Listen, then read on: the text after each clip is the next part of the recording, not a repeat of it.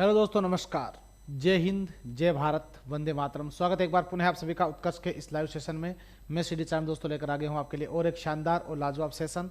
तो कैसे हैं आप सभी? उम्मीद करता हूं आप लोग बिल्कुल स्वस्थ होंगे, मस्त होंगे, मजे में होंगे और टीम उत्कर्ष के साथ मिलकर अपनी तैयारी को बेहतरीन तरीके से आगे बढ़ा रहे होंगे। तो सभी मित्र एक बार सेशन को लाइक शेयर कर दीजिएगा और उसके बाद आज का सुपर डुपर सेशन जो है अपना स्टैटिक जीके और पॉलिटी का, ये आपकी खिदमत में सेशन हाजिर हो रहा है। और आज अपना ये 14वां सेशन है भाई, ध्यान रखें आप लोग। कौन सा है? 14वां सेशन आपके सामने आ रहा है। सभी तैयार हो जाओ। देखे अब तक एसएससी जीडी में दोस्तों जो पूछे गए क्वेश्चन है, जीडी में जितने भी क्वेश्चन पूछे गए हैं उन सभी क्वेश्चनों का से प्रसंग व्याख्या सहित यानी पोस्टमार्टम सहित एक एक क्वेश्चन का जो है पोस्टमार्टम आपके सामने किया है। और अब जो दोस्तों ध्यान रखें आप लोग, ये तिरंगा सीरीज जो है ये आपके सिलेक्शन वाली सीरीज बनने वाली है। तो सभी मित्र ध्यान रखें। पहला क्वेश्चन आए उससे पहले आज का जो दिवस है बड़ा ही महत्वपूर्ण दिवस है, आपको पता हो। आज दोस्तों टीचर्स डे, शिक्षक दिवस। ध्यान रखें आप लोग। शिक्षक वो दोस्तों दीपक होता है जो खुद जलता है लेकिन दूसरों को प्रकाशित करता है। इसलिए ध्यान रखो आप लोग कि आपके जन्म से लेकर के यानी जीवन में पहली शिक्षक के रूप में अपनी माँ होती है, उससे बड़ा शिक्षक तो कोई होता ही नहीं। ध्यान रखें। इसके बाद आपके जीवन में आप जब विद्यालय में पढ़ने गए थे और विद्यालय में पहला अक्षर के लिखना जब आपने शुरू किया था, वहां से लेकर अब तक आपके जीवन में प्रत्यक्ष और अप्रत्यक्ष रूप से जिस किसी महानुभाव के माध्यम से आपके जीवन को सुगम करने का, आगे बढ़ने का, मंजिल का रास्ता जिसने आपको दिखाया है, उन सभी गुरुजनों के प्रति आप हमेशा श्रद्धा भाव बना करके रखें और ध्यान रखें। पुनः मैं आपको यही कहूंगा, आज सर्वपल्ली राधाकृष्णन जी का जन्म दिवस है और उनका प्रारंभिक जीवन एक शिक्षक के रूप में बीता था। और किसी व्यक्ति के रूप लिए या किसी शिक्षक के लिए इससे बड़ा और सौभाग्य क्या हो सकता है कि उनके जन्म दिवस को जो है पूरा भारतवर्ष शिक्षक दिवस के रूप में मनाए। तो सर्वपल्ली राधाकृष्णन जी के जन्मोत्सव के आप सभी को पुनः बहुत बहुत हार्दिक मंगल कामनाएं। आप बचपन से अपन सुनते आ रहे हैं कि गुरु गोविंद दोऊ खड़े, काके लागू पाए, बलिहारी गुरु आपने, गोविंद दियो बताए। तो ध्यान रखो आप लोग, गुरु तो वो होता है जो ध्यान रखो अपने को भगवान के दर्शन करवाता है। तो आप सभी को शिक्षक दिवस की पुनः बहुत बहुत हार्दिक शुभकामनाएं दोस्तों। तो पहला क्वेश्चन आपके सामने आ रहा है आज के सेशन का, ये रहा। बता दीजिए जल्दी से। देखें राइट आंसर आपका यहां पर क्या होता है। प्रथम निर्वाचित संसद निम्नलिखित में से किस वर्ष अस्तित्व में आई थी? नहीं, पोल नहीं चलेगा भैया, ध्यान रखें आप लोग। पोल बिल्कुल भी, आपकी पोल खोल रहा था इसलिए आज बिल्कुल आपकी पोल नहीं खोलनी है। आगे बात समझ में? तो सभी मित्र ध्यान रखें। प्रथम निर्वाचित संसद 1955 ईस्वी में, 1949 में, 1952 में और 1950 ईस्वी में। तो पहला पॉइंट तो ध्यान रखें आप लोग, 1952 ईस्वी में पहली बार भारत में आम चुनाव ही 1952 में हुए थे भाई। भारत में जो आम चुनाव हुए थे वो हुए थे 1951-52 ईस्वी में। ध्यान रखें आप लोग। तो इसलिए भारत में पहली बार जो अपनी संसद बनी थी वो 1952 में ही बनी थी, ध्यान रखें आप लोग। लेकिन अगर मैं आपसे कहूं कि भारत में पहली बार जो अंतरिम सरकार बन गई थी, अंतरिम सरकार का जो गठन हुआ था, कब हुआ था? जल्दी कमेंट करो। देखे बिल्कुल सभी जल्दी से कमेंट कर दो। डुग्गू जी वाह, बहुत बढ़िया भाई। झांसी की रानी बेहतरीन। तो अंतरिम सरकार का जो गठन हुआ था वो हुआ था 1946 ईस्वी में पंडित जवाहरलाल नेहरू के लीडरशिप में। ध्यान रखें आप लोग। जबकि आम चुनाव हुए थे 1952 ईस्वी में, पहली बार भारत में चुनाव करवाए गए थे।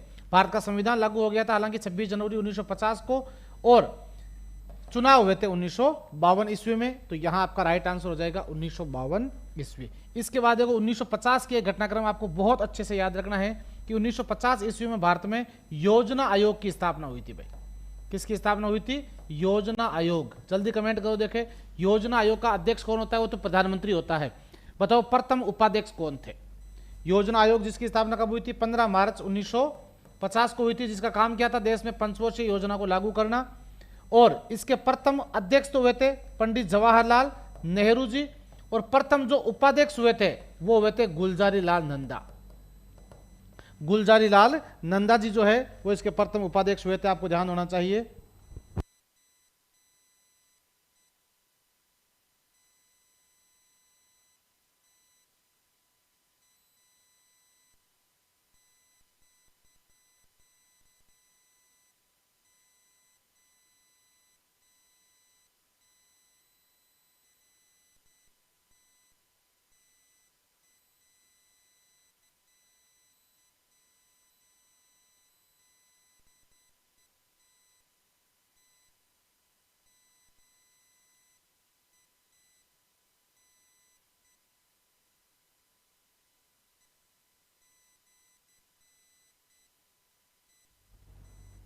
हाँ, तो सभी ध्यान रखें भाई। योजना आयोग, योजना आयोग का अध्यक्ष तो कौन होता है? अध्यक्ष प्रधानमंत्री होता है। अध्यक्ष कौन होता है? प्रधानमंत्री होता है। और इसका उपाध्यक्ष कौन होता है? उपाध्यक्ष हमेशा ध्यान रखो, सबसे बड़ी बात, इसके उपाध्यक्ष की नियुक्ति खुद प्रधानमंत्री करता है भाई, ध्यान रखें आप लोग। और प्रथम उपाध्यक्ष कौन थे? गुलजारी लाल नंदा।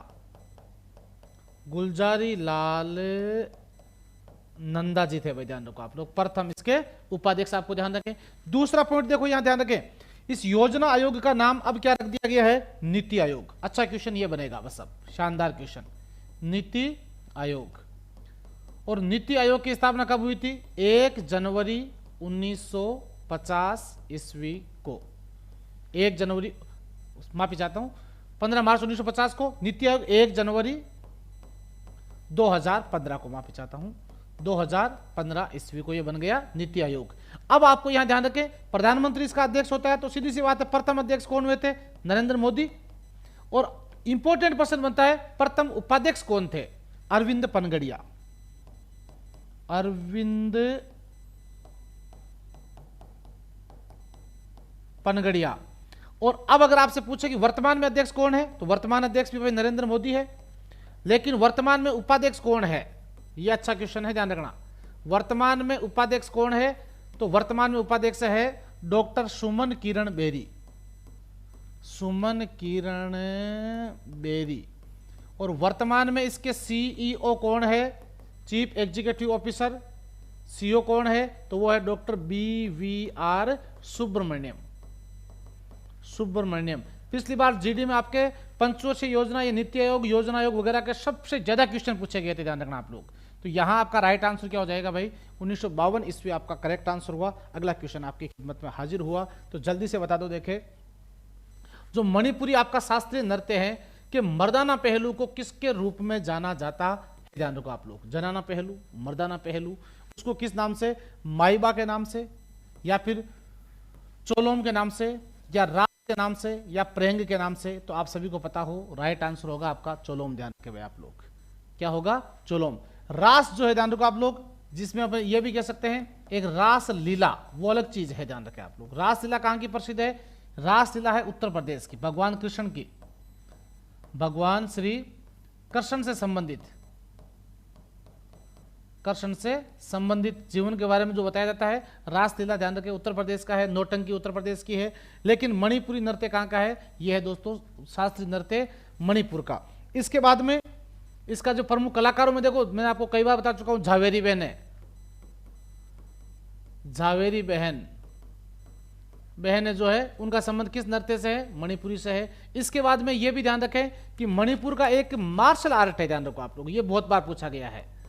मार्शल आर्ट जानते हो, युद्ध कला का प्रदर्शन जिसके अंदर किया जाता है, तो वो कौन सा है? वो है थांगटा। थांगटा, थांगटा मार्शल आर्ट यहाँ का। और मणिपुर में आप सभी को पता हो कि 2 प्रमुख जनजातियां जिनको लेकर अभी काफी विवाद भी चल रहा है, कुकी और मेते। कुकी व मेतेई, कुकी और मेतेई भाई, ध्यान रखो आप लोग। तो यहां आपका राइट आंसर क्या हो जाएगा? चोलोम आपका यहां पर बिल्कुल करेक्ट आंसर हो गया है। अगला क्वेश्चन आपके सामने आ गया है भाई, ये रहा। भारतीय संविधान की निम्नलिखित में से कौन सी विशेषता कनाडा के संविधान से नहीं ली गई है? देखो, एक सवाल आपके ये भी बार बार रिपीट होता है कि किस संविधान से हमने क्या क्या लिया है। मैं आपको बार बार ये क्वेश्चन जो है रिपीट करवा रहा हूं, रिवीजन भी करवा रहा हूं इसका, कि कहां से हमने क्या क्या लिया है, ध्यान रखें आप लोग। बिल्कुल बिल्कुल, शिक्षक दिवस की बहुत बहुत शुभकामनाएं आपको भी, बहुत बहुत शुभकामनाएं। यहाँ तो जो मिले हैं शिक्षक के गुरु ही मिले हैं, कोई ना कोई ज्ञान देते ही रहते हैं। अच्छा, ये बात है क्या? आप बहुत सौभाग्यशाली है कि आपको कोई ज्ञान देने वाला है। ध्यान रखें आप लोग, अक्सर घरों में जो है माता पिता का जब डांटना होता है, पिता का जो डांटना होता है, वो बड़े सौभाग्यशाली होते हैं कि उन्हें डांटने वाला कोई है। जिनके माँ पिता नहीं है उनसे पूछिए, उनको डांट ऐसी सुनने के कान तरस जाते हैं। ध्यान रखें आप लोग, इसलिए अपने आप को सौभाग्यशाली समझे इस बात के लिए, ठीक है। लेकिन आज की भाई युवा पीढ़ी है, क्या बताएं। तो मजबूत केंद्र वाला संघ, यानी संघीय शासन व्यवस्था बोल सकते हो आप इसे, क्या बोल सकते हो दूसरे नाम में? संघीय शासन व्यवस्था। कहां से ली गई है? कनाडा से है। ठीक है भाई, कोई समस्या नहीं है। सर्वोच्च न्यायालय की सहकारी अधिकारिता, सलाहकारी यानी सर्वोच्च न्यायालय सलाहकारी, तो ये भी कनाडा से है। लेकिन अगर आपसे ये पूछ ले कि स्वतंत्र न्यायपालिका कहां से ली गई, तो उत्तर क्या होगा बताओ? स्वतंत्र न्यायपालिका बाबू भैया, तो स्वतंत्र न्यायपालिका ली गई है अमेरिका से। ध्यान रखो आप लोग, किस देश से ली गई है? अमेरिका से ली गई है। जबकि ध्यान रखें आप लोग, समवर्ती सूची, तो समवर्ती सूची भैया ये राइट आंसर आपका यहां हो जाएगा, क्योंकि ये ली गई है ऑस्ट्रेलिया से। ये कहां से ली गई है? ऑस्ट्रेलिया से ली गई है। इसके अलावा मैं आपको बता दूं ऑस्ट्रेलिया से और क्या लिया हुआ है, तो ऑस्ट्रेलिया से अपनी जो प्रस्तावना है, प्रस्तावना की जो भाषा शैली है, लैंग्वेज, प्रस्तावना तो अमेरिका से है, प्रस्तावना की जो भाषा शैली है वो ऑस्ट्रेलिया से ली गई है। जबकि प्रस्तावना कहां से ली गई है? प्रस्तावना ली गई है अमेरिका से भाई, अमेरिका से। केंद्र और राज्य के मध्य राज्यपाल की नियुक्ति, बिल्कुल राइट, ध्यान रखो आप, राज्यपाल की नियुक्ति कौन करता है? राष्ट्रपति करता है। भारत के संविधान में अनुच्छेद 153 में राज्यपाल के पद का प्रावधान होता है, 52 में राष्ट्रपति के पद का प्रावधान है, और 153 में जो है राज्यपाल के पद का प्रावधान है। राज्यपाल के पद का प्रावधान है, तो ऐसे में आपको ध्यान हो, राज्यपाल की नियुक्ति का जो प्रावधान है वो हमने कहां से लिया है? वो लिया है हमने कनाडा से। ध्यान रखो आप लोग, आ गई बात समझ में? तो यहां आपका राइट आंसर क्या हो जाएगा? हमारे संविधान पर बताओ, देखे लगभग कितने देशों का प्रभाव देखने को मिलता है? तो हमारे संविधान पर लगभग 60 देशों का प्रभाव देखने को मिलता है भाई, लगभग 60 देशों का। जिसमें अगर आपसे पूछे कि सर्वाधिक प्रभाव किस देश का देखने को मिलता है, सर्वाधिक प्रभाव किस देश का है, तो सीधी सी बात है सर्वाधिक प्रभाव है भाई ब्रिटेन का, इंग्लैंड का। इन्होंने अपने ऊपर राज किया था, तो ये जरूर ध्यान रखें। इंग्लैंड के किस अधिनियम का? तो government of India act 1935, Bharat शासन अधिनियम 1935 का प्रभाव सर्वाधिक है भाई। भारत शासन अधिनियम 1935 ईस्वी, जिससे लगभग 250 आर्टिकल जो है वो यथावत लिए गए हैं। और ध्यान रखना, पंडित जवाहरलाल नेहरू ने भारत शासन अधिनियम 1935 को दासता का चार्टर एक्ट कहा था भाई, दासता का चार्टर एक्ट, या गुलामी का कह सकते हो, दासता का चार्टर एक्ट। और नेहरू जी ने इसके बारे में कहा था कि यह एक ऐसी गाड़ी है जिसमें ब्रेक तो बहुत है लेकिन इंजन नहीं है, बिना इंजन के ब्रेकों की गाड़ी। किस अधिनियम को कहा है? भारत शासन अधिनियम 1935 को कहा है। तो यहां आपका राइट आंसर समवर्ती सूची। ये ध्यान रखो, पूरा पोस्टमार्टम में ही आपके लिए ज्यादा इंपॉर्टेंट रहेगा। अगला क्वेश्चन ये रहा, बताओ देखे, सत्रिया नृत्य को किस वर्ष में संगीत नाटक अकादमी द्वारा शास्त्रीय नृत्य के रूप में मान्यता दी गई थी? यानी यह आपको सबसे पहले तो ये ध्यान रखना है कि भारत में जो शास्त्रीय नृत्य हैं उनमें सबसे नवीनतम शास्त्रीय नृत्य कौन सा है? तो वो सत्रिया नृत्य है। और ये कहां का है? यह है असम का, यह है असम का। और इसे शास्त्रीय नृत्य के रूप में संगीत नाटक अकादमी द्वारा कब स्वीकार किया गया था, यह आपसे पूछा गया है। इसके अलावा अगर आपसे पूछे कि सबसे प्राचीनतम शास्त्रीय नृत्य कौन सा है, तो सबसे प्राचीनतम है आपका भरतनाट्यम। भरतनाट्यम, भरतनाट्यम कहां का है? तो यह है तमिलनाडु का, तमिलनाडु का। यह जरूर ध्यान रखें कि अपने को शास्त्रीय नृत्यों की पहली जानकारी किस ग्रंथ से मिलती है? नाट्य शास्त्र से, नाट्य शास्त्र से। जो किसने लिखा था? जो लिखा हुआ है भरत मुनि के द्वारा, भरत मुनि के द्वारा लिखा गया है नाट्य शास्त्र। अब आपको यह ध्यान रखें कि सत्रिया नृत्य को कब अपनाया गया था? 2010 ईस्वी में सत्रिया नृत्य को अपनाया गया था। और 2000 ईस्वी में, और 2010 ईस्वी में जो है कालबेलिया नृत्य जो है अपना राजस्थान में है, कालबेलिया नृत्य, कालबेलिया नृत्य, जिसे यूनेस्को की सांस्कृतिक धरोहर सूची में शामिल किया गया था। 2010-11 में जो है कालबेलिया नृत्य को यूनेस्को धरोहर सूची में शामिल किया गया था, जिसकी प्रमुख स्टार कलाकार कौन है? गुलाबो, अंतर्राष्ट्रीय स्तर पर प्रसिद्धि दिलाने वाली गुलाबो। और देखो कितने बड़े सौभाग्य की बात है, जान रखो आप लोग, भारत की जो राजस्थान की जो घुमंतु जातियां जनजातियां जो है जान रखे आप लोग, वो जर्मनी में वहां के लोगों को डिप्रेशन से बाहर करने के लिए, वहां के लोगों को जो है नृत्य कला के माध्यम से उनके दिमाग को जो है थोड़ा सा फ्रेश करने के लिए यहां से कलाकार जाएंगे, ध्यान रखो आप लोग कितने। और या वहां जर्मनी वालों का अपन दिमाग सही कर रहे हैं और यहां वालों का दिमाग खराब हो रखा है। भारत की संस्कृति का लोहा विश्व मान रहा है पूरा, केवल हमें छोड़ करके। हम कहते हैं कि अपने आप को हम गंवार है, इसलिए हम ऐसी संस्कृति को अपनाते हैं। अरे हम गंवार नहीं है, ध्यान रखें, हम बहुत अग्रणी सोच वाले व्यक्ति रहे हैं विश्व में, ध्यान रखो। विश्व की राह दिखाने वाले देश रहा है भारत, ध्यान रखें आप लोग, ठीक है ना। जिसमें आज भी अपन देखते हैं कि कोरोना के बाद में जो हाथ मिलाने की प्रथा बंद हुई है ना, भारत में पहले भी नहीं थी ये प्रथा। पहले ही भारत में क्या था, नमस्कार, ध्यान रखें आप लोग, हाथ जोड़ने की प्रथा हुआ करती थी। लेकिन हमने क्या, हाथ जोड़ने वाले में जो है क्या हो गया, हम गंवार हो गए, इसलिए हाथ मिलाना और बढ़िया भैया, ये ध्यान रखो आप लोग। तो ध्यान रखो, अपनी संस्कृति वास्तव में सबसे अव्वल संस्कृतियों में नाम आता है। और यूनेस्को की विश्व धरोहर सूची में जो है कालबेलिया नृत्य, जिसकी प्रमुख कलाकार है गुलाबो, ध्यान रखें, जिसने अंतर्राष्ट्रीय स्तर पर इस नृत्य को प्रसिद्धि दिलाई थी। और इसके अलावा जैसे कंचन सपेरा है, कंचन सपेरा है, या ध्यान रखो आप लोग, राजस्थान में सबसे ज्यादा प्रसिद्ध गाना हुआ था लीलन श्रृंगारी, रानी रंगीली, रानी रंगीली सुना हुआ है। लीलन श्रृंगारी गाना किस किस का सुना हुआ है, जल्दी कमेंट करो देखे। लीलन श्रृंगारी, हाँ, शेर पनेरा जाव है ना। तो ध्यान रखो आप लोग, 2000 ईस्वी में आपका यहाँ राइट आंसर। अगला क्वेश्चन ये रहा, बताओ देखे, स्वतंत्रता के बाद भारत में कितनी स्वतंत्र रियासतें एकीकृत की गई थी, यानी कितनी रियासतें थी जिनको एकीकृत किया गया था आजादी के बाद, 1947 के बाद। तो पहले ध्यान रखो आप लोग, कितनी रियासतें थी, उनका एकीकरण सीधी सी बात है, 545, 535, 562 या 575। आपका राइट आंसर हो जाएगा 562 रियासतें में, ध्यान दो, देशी रियासतें सारी की सारी।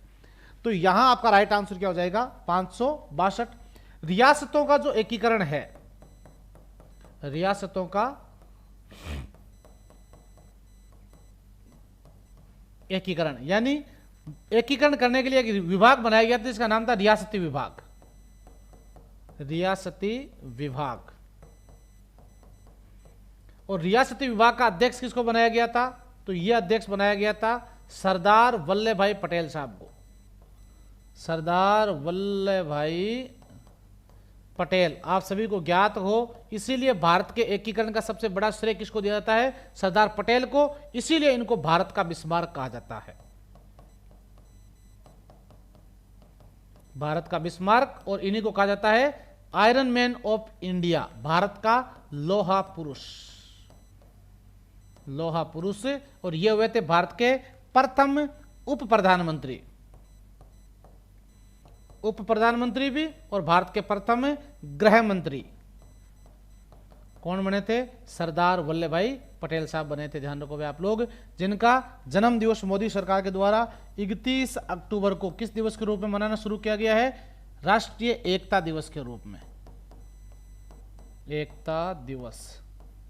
सरदार पटेल के नेतृत्व में चला था ऑपरेशन पोलो, याद पड़ा हुआ है कभी, 1948 जब हैदराबाद का विलय किया गया था सैन्य बल के आधार पर भारत में।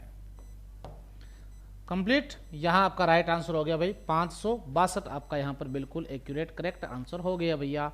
नेक्स्ट क्वेश्चन आ गया, ये रहा, बताओ देखे, पंडित हरशंकर भट्टाचार्य जी का संबंध किस वाद्य यंत्र से है, सारंगी से है, संतूर से है, सितार से है, या फिर वायलिन से है, ध्यान रखो आप लोग।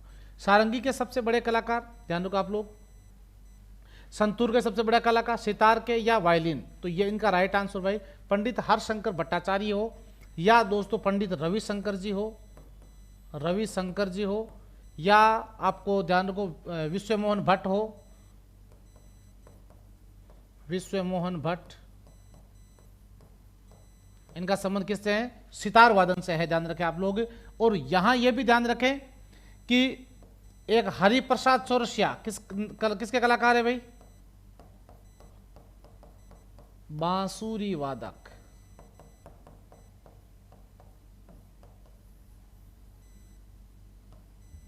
शकूर खान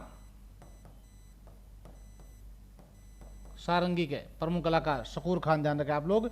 तो तो यहां आपका राइट आंसर क्या हो जाएगा, सितार आपका यहां बिल्कुल करेक्ट आंसर। मैं पहले भी आपको बता चुका हूं, प्रसिद्ध तबला वादक कौन हुए थे, जाकिर हुसैन,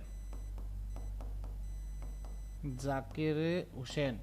और तबला और सितार का आविष्कार किसने किया था, तो यह किया गया था अमीर खुसरो के द्वारा। अमीर खुसरो जो अलाउद्दीन खिलजी का दरबारी था, जिसे तोता ए हिंद भारत का तोता कहते हैं, और खजाइन उल फुतूह नाम से ग्रंथ लिखा था, खजाइन उल फुतूह।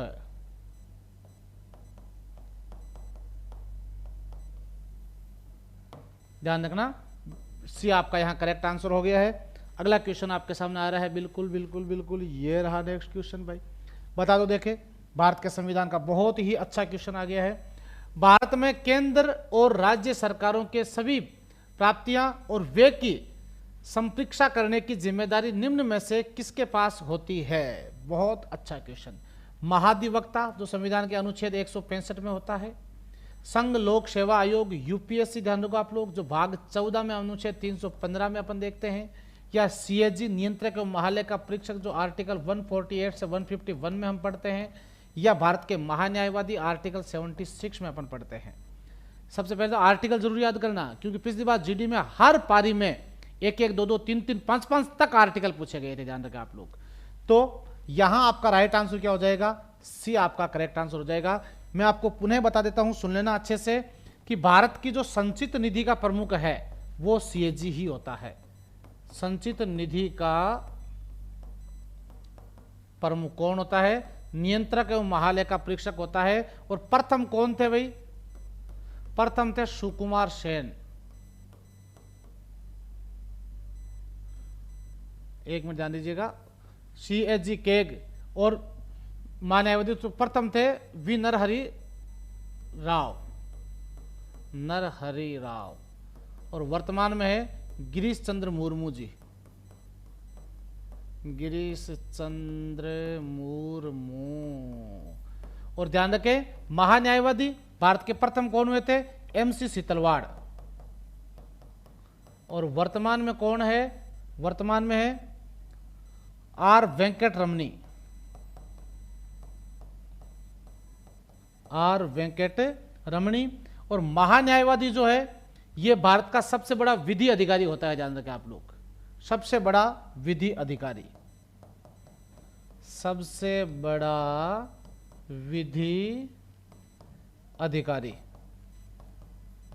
कौन होता है, तो वो होता है महान्यायवादी अटॉर्नी जनरल। ध्यान रखें आप लोग, इसे हम ये कह सकते हैं, ये सवाल आया था अभी एनडीए के पेपर में भी महान्यायवादी को लेकर के, कि निम्न में से कौन सा कथन महान्यायवादी को लेकर के सही नहीं है। 3 ऑप्शन दिए गए थे इसमें। पहला ऑप्शन जैसे दिया गया था कि महान्यायवादी लोकसभा और राज्यसभा की बैठक में भाग ले सकता है, तो उसमें अपने विचार रख सकता है, ये भारत का सबसे बड़ा विधि अधिकारी होता है, केंद्र सरकार का वकील होता है। और तीसरा था कि ये लोकसभा राज्यसभा की बैठक में वोटिंग कर सकता है, तो वोटिंग नहीं कर सकता, ये गलत हो गया था। बाकी दोनों ही क्या थे इसके अंदर, सही थे। तो महान्यायवादी जो होता है ये भारत का सबसे बड़ा विधि अधिकारी होता है। और ध्यान रखो, महान्यायवादी की नियुक्ति और सीएजी दोनों की नियुक्ति कौन करता है, भारत का प्रेसिडेंट, भारत का राष्ट्रपति करता है। तो यहां आपका राइट आंसर क्या हो जाएगा, सी आपका राइट आंसर हो जाएगा। और राज्य में महाधिवक्ता होता है, जहां यहां पर होता है ना महान्यायवादी, राज्य में होता है महाधिवक्ता, अनुच्छेद 165। ध्यान रखो आप लोग। नेक्स्ट क्वेश्चन ये रहा, बताओ देखे कि निम्नलिखित में से कौन संगीत के इंदौर घराने के संस्थापक हुए हैं। ध्यान रखें आप लोग भाई, ठीक है। उस्ताद आमिर खान जी, एम.एस. सुब्बालक्ष्मी, विलायत खान, भीमसेन जोशी। देखो पिछली बार जीडी में क्वेश्चन आया था सुब्बालक्ष्मी का। संगीत के क्षेत्र में भारत रत्न से सम्मानित होने वाली पहली महिला कौन है, संगीत के क्षेत्र में ओनली। संगीत में भारत रत्न सबसे पहले किसको दिया गया, तो सुब्बालक्ष्मी को दिया गया। और यहां आपका राइट आंसर क्या हो जाएगा, उस्ताद आमिर अली भाई। ध्यान रखो आप लोग, क्या हो जाएगा, उस्ताद आमिर अली आपका यहां राइट आंसर हो जाएगा। संगीत के इंदौर घराने के संस्थापक के रूप में रहे हैं। अब यहां ये घराने जो होते हैं ना, जैसे लखनऊ घराना है, इंदौर घराना है, जयपुर घराना है, तो अलग अलग घरानों को लेकर के भी कई बार क्वेश्चन कर लेते हैं। यहां आपका राइट आंसर क्या हो गया, आमिर खान जी हो गए। नेक्स्ट क्वेश्चन आ गया है आपके सामने, ये रहा, बताओ देखे। भारतीय संविधान के अनुच्छेद 167 के तहत वर्णित मुख्यमंत्री का कर्तव्य क्या होता है। आर्टिकल 167 के तहत मुख्यमंत्री का कर्तव्य पूछा गया है, ध्यान रखो आप लोग। मंत्रिपरिषद के सभी निर्णयों की सूचना राज्यपाल को देना, मंत्रिपरिषद की नियुक्ति और निष्कासन करना। तो मंत्रिपरिषद की नियुक्ति तो आपको अच्छे से याद होगी, मैंने आपको पहले भी बताई है, अनुच्छेद 163 के तहत होती है। महान्यायवादी के परामर्श से राज्य के महाधिवक्ता की नियुक्ति, तो ये मैंने आपको जस्ट अभी बताया था, अनुच्छेद 165 होता है। विधानसभा के अध्यक्ष की नियुक्ति, तो बिल्कुल नहीं, ध्यान रखो आप लोग, यहां आपका राइट आंसर हो जाएगा ए। करेक्ट आंसर क्या हो जाएगा? अनुच्छेद 167 के तहत। यहां ये जरूर ध्यान रखें आप लोग कि सीएम जो है, मुख्यमंत्री, वो राज्यपाल और मंत्रिपरिषद इन दोनों के बीच की कड़ी होता है मुख्यमंत्री। ध्यान रखो आप लोग भाई, मुख्यमंत्री जो है दोनों के बीच की कड़ी होता है, ध्यान रखें आप लोग। तो ऐसे में मुख्यमंत्री जो है राज्यपाल की बात को मंत्रिपरिषद तक पहुंचाना और मंत्रिपरिषद की बात को राज्यपाल तक पहुंचाना, यह मुख्यमंत्री का कर्तव्य होता है आर्टिकल 167 के तहत। दूसरा ये ध्यान रखें, जो काम यहां राज्य में हो रहा है वो सेंट्रल गवर्नमेंट में भी होता है। यानी अपने जो प्रधानमंत्री है, प्रधानमंत्री, राष्ट्रपति और मंत्रिपरिषद जो होता है सेंट्रल गवर्नमेंट, अपना मंत्रिपरिषद, इन दोनों के बीच की कड़ी होता है। अर्थात मंत्रिपरिषद, राष्ट्रपति की बात को मंत्रिपरिषद तक पहुंचाना और मंत्रिपरिषद की बात को राष्ट्रपति तक पहुंचाना, यह काम होता है प्रधानमंत्री जी का, ध्यान रखें आप लोग। तो यहां आपका राइट आंसर क्या हो जाएगा? ए। साथ में ये आर्टिकल जो मैंने आपको बताए हैं। विधानसभा के अध्यक्ष की जो नियुक्ति है वो तो भैया ध्यान रखो आप लोग, विधानसभा में जो बहुमत प्राप्त व्यक्ति होता है उसे विधानसभा का अध्यक्ष और उपाध्यक्ष चुना जाता है, जबकि विधानसभा में बहुमत प्राप्त दल के नेता को अनुच्छेद 164 के तहत राज्यपाल राज्य का मुख्यमंत्री नियुक्त करता है। भाई ध्यान रखो आप लोग, दल के नेता को सीएम और व्यक्ति विशेष को अध्यक्ष और उपाध्यक्ष के रूप में चुना जाता है। तो यहां आपका राइट आंसर क्या हुआ भाई? ए आपका यहां पर बिल्कुल एक्यूरेट आंसर हो गया है। नेक्स्ट क्वेश्चन, और नेक्स्ट क्वेश्चन से पहले ये बहुत ही इंपॉर्टेंट बात आपके लिए आ गई है दोस्तों। उत्कर्ष के श्रेष्ठ मार्गदर्शन के कामयाबी की सटीक तैयारी हो रही है, जिसके लिए आपके बैच नए प्रारंभ हो रहे हैं। एसएससी सीजीएल, एसएससी सीपीओ और एसएससी सीएचएसएल के फाउंडेशन बैच स्टार्ट हो रहे हैं। कब से? डेट नोट करो, 10 सितंबर से, ध्यान रखो आप लोग। 10 सितंबर को कितनी बजे से? 2 बजे से, ध्यान रखें भाई आप लोग। एसएससी सीजीएल का 9 तारीख से एग्जाम भी स्टार्ट हो रहे हैं। और दूसरा एसएससी जीडी का भी नया बैच आज दोस्तों, एसएससी जीडी की ऑफिशियल नोटिफिकेशन, तो दोस्तों एसएससी जीडी के 10 सितंबर से जो है न्यू बैच, और वो भी कितने बजे से? दोपहर 2 बजे से होंगे, जब अपनी क्लास स्टार्ट होती है उसी समय। और ध्यान रखें आपकी लोकेशन क्या रहेगी? हिंडौन हाइट्स, गोपालपुरा बाईपास, महेश नगर पुलिस चौकी के पास, जयपुर पिंक सिटी। और आप सुबह 6 बजे से रात्रि 10 बजे तक कोई भी इंक्वायरी अगर आप करना चाहते हैं, अपना रजिस्ट्रेशन करवाना चाहते हैं, तो अधिक जानकारी आप लेना चाहते हैं तो 9773366871 पर कॉल करके भी जानकारी ले सकते हैं। ओके, तो बिल्कुल आप लोग जुड़िए भारत की सबसे सशक्त टीम के साथ में और दीजिए अपने सपनों को नई उड़ान टीम उत्कर्ष के साथ में और इस क्वेश्चन के साथ में। बताओ देखे, कामाख्या माता का मंदिर जो है वो किस राज्य में या किस जगह स्थित है? कामाख्या माता का मंदिर, जिसे भारत के प्रमुख शक्तिपीठों में से एक शक्तिपीठ, जहां पर एक बहुत बड़ा मेला भी भरता है, अंबुबाची का मेला। कामाख्या माता मंदिर में कौन सा मेला भरता है रे? अंबुबाची मेला, जो पूर्वी भारत का सबसे बड़ा मेला आता है, अंबुबाची मेला यहां भरता है। तो यह आपका राइट आंसर क्या हो जाएगा? असम, गुवाहाटी आपका करेक्ट आंसर हो जाएगा। भारत में कुल 51 शक्तिपीठ है। भारत में नहीं कह सकता मैं, लेकिन टोटल भारत और आस पड़ोस में जो है 51 शक्तिपीठ है, जिसमें से 4 प्रमुख शक्तिपीठ है। ध्यान रखो आप लोग, कितने हैं? 4 धाम है, वैसे 4 प्रमुख शक्तिपीठ है, 12 ज्योतिर्लिंग है, उत्तर, दक्षिण, पूर्व और पश्चिम का। जो उत्तर का जो शक्तिपीठ है वो है ज्वाला माता। ज्वाला माता का मंदिर कहां है? तो वो है हिमाचल प्रदेश में। और दक्षिण का है मीनाक्षी मंदिर। मीनाक्षी मंदिर जो कहां पर है? मदुरै में, मदुरै इन चेन्नई, तमिलनाडु। और पश्चिम में जो है वो है हिंगलाज माता। हिंगलाज माता का मंदिर जो कहां पर है? बलूचिस्तान इन पाकिस्तान, और पूर्व में जो है वो है कामाख्या माता, कामाख्या माता मंदिर, लिख लेना भाई। ये कहां पर है? गुवाहाटी में, गुवाहाटी इन असम। तो यहां पहला पॉइंट ये ध्यान रखें, कहते हैं कि यहां पर जो सती है, सती का घुटना आकर गिरा था, जहां पर ज्वाला माता है। यहां पर कहते हैं कि सौंदर्य गिरा था, मीनाक्षी मंदिर। यहां माता की हींग, जिसे अपन मांग कहते हैं, हींग गिरी थी, हिंगलाज माता हो गई। और यहां पर कहते हैं कि गुप्तांग गिरे थे, इसलिए आज भी यहां पर मंदिर में जो है मूर्ति नहीं बल्कि पत्थर की शिला जो है योनि की आकृति की, योनि की पूजा यहां पर की जाती है। यहां पर कहते हैं कि सती के गुप्तांग आकर के गिरे थे। तो यहां दोस्तों ये 4 प्रमुख शक्तिपीठ है जिनके बारे में आपको अच्छे से ध्यान रखना है, उत्तर, दक्षिण, पूर्व और पश्चिम के। उसी तरह से भारत में 4 धाम प्रसिद्ध है। कितने धाम है रे? 4 धाम यात्रा, वो भी 4 है, उत्तर, दक्षिण, पूर्व और पश्चिम। उत्तर का जो धाम है वो है कौन सा? बद्रीनाथ, बद्रीनाथ इन उत्तराखंड। और दक्षिण का है रामेश्वरम, रामेश्वरम जहां पर भगवान राम ने कहते हैं कि खुद अपने हाथों से शिवलिंग बनाया था, तमिलनाडु।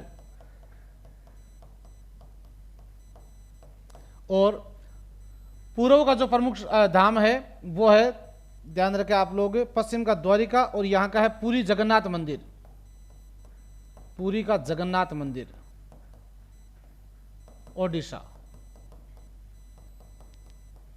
ओडिशा। और पश्चिम का है द्वारिका मंदिर।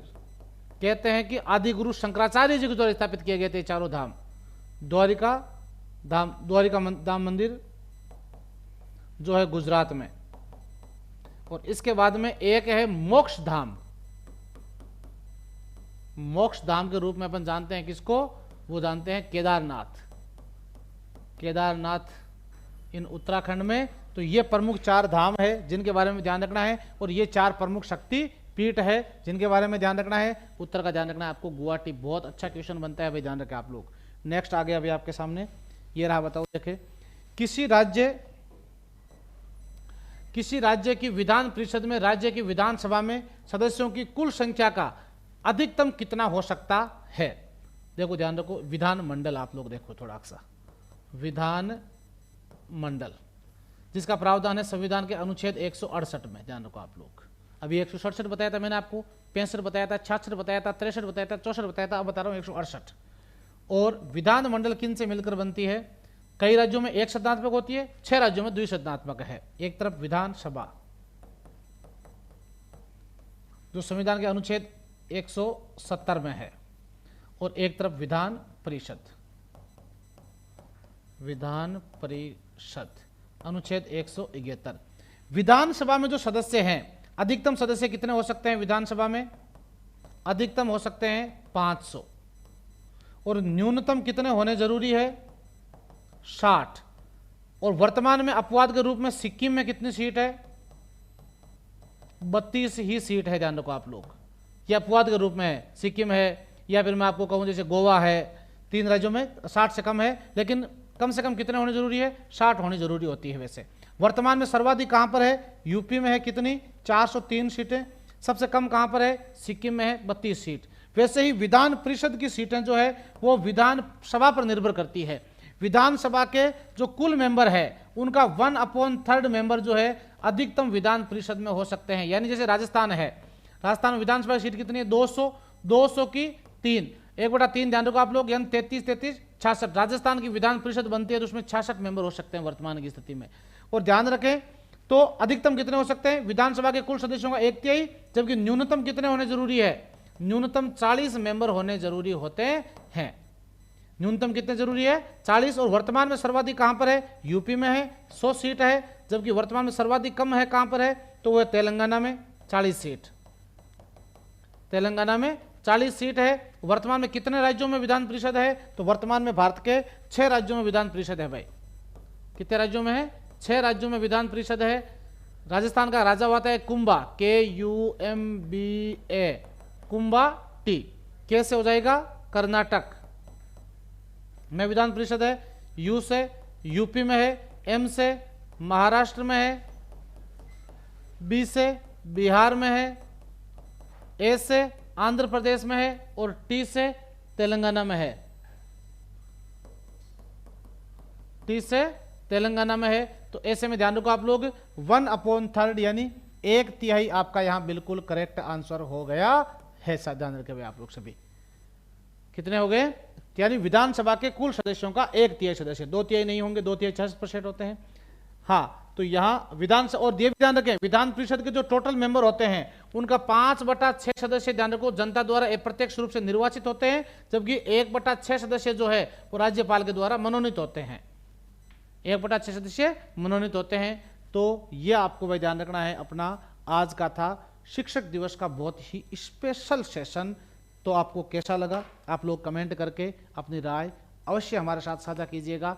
और दोस्तों मैं पुनः कहूँगा आपको कि शिक्षक दिवस पर आप इतनी सी बात जरूर स्वीकार करें कि आने वाले एसएससी जीडी तक आप लोग एक मुश्त बिना किसी रोक टोके विलंब के, बिना किसी प्रोग्राम अटेंड किए आप लोग तैयारी कर लीजिए। तो ध्यान रखो अगला शिक्षक दिवस हम जो है सिलेक्शन के साथ मनाएंगे, ये मेरा आपसे वादा है, लेकिन इसके लिए आपको बहुत शिद्दत के साथ मेहनत करनी पड़ेगी। तो पुनः आप सभी को शिक्षक दिवस के इस पावन पर्व की बहुत बहुत हार्दिक शुभकामनाएं। मिलते हैं कल पुनः एक शानदार सेशन के साथ में, तब तक दीजिए आप लोग मुझे इजाजत। मैं श्री चरण दोस्तों पुनः आप सभी का बहुत बहुत स्वागत और अभिनंदन करता हूं। जय हिंद, जय भारत, वंदे मातरम।